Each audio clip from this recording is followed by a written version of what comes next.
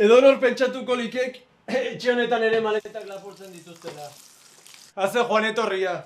Bueno, etxe kontatzen du historia oso sinplia da, ez da. Bere etxetik alde egiten duen gazte baten historia kontatzen du eta etxe okupatu batera joaten da.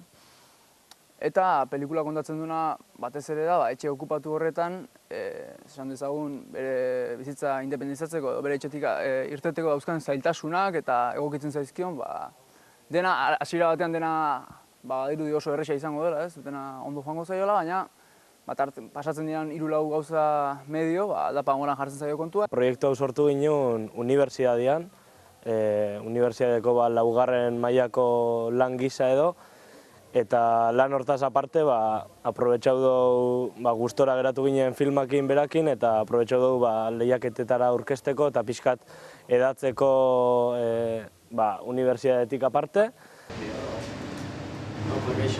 Yep. Barra, zemu. Hau duk nirea. Kaixo. Guk film luze bat itxeko baliabiderik ezaukogun, eta zaukogunakin ingauen lan bat bai gure gaitasunetara egokituta eta bai gure baliabidetara egokituta. Eta alde hortatik bai uste dut film laburran kontzeptuak edo bai errasten dauela edapena eta jendeak errasago ikusteko. Iaritz, asolaz bazaik, gaur hemen galditukunak lotan. Bale? Bai, beti esan diat, ez da? Hau ere iretxea badela. Venga.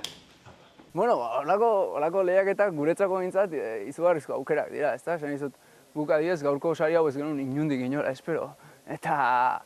Eta gu bezala unibertsitatean pelikula bat egin eta batean holako sari bat irabaztea guretzako izugarrizko kontua da, ez? Zerbait gehiago itxeko beti egongo da, baina nik uste dut azken aldixan asko hasi dela laburrak itxeko joera hau Euskal Herrian oroar. Eta bai, uste dut lehiaketa desente da zela hemen inguruan eta jende desente hartzen dagoela aparte. Hor itzalean dauden lan horiek, ez?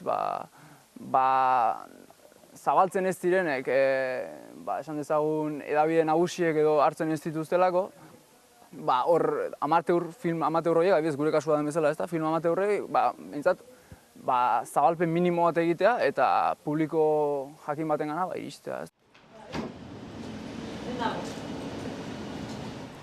Iepa.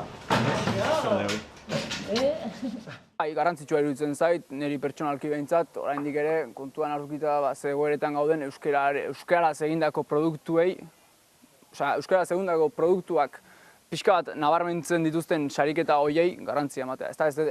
Hizkuntza betiko kontua da, hizkuntza normalizazioa ez dugu lortu, beraz, garrantzitsua da hori lortu bitartean edo, egon daitezela lehiaketa batzuk non euskaraz egindako film laburrak bereziki sarituko diren besteen aldean, ez?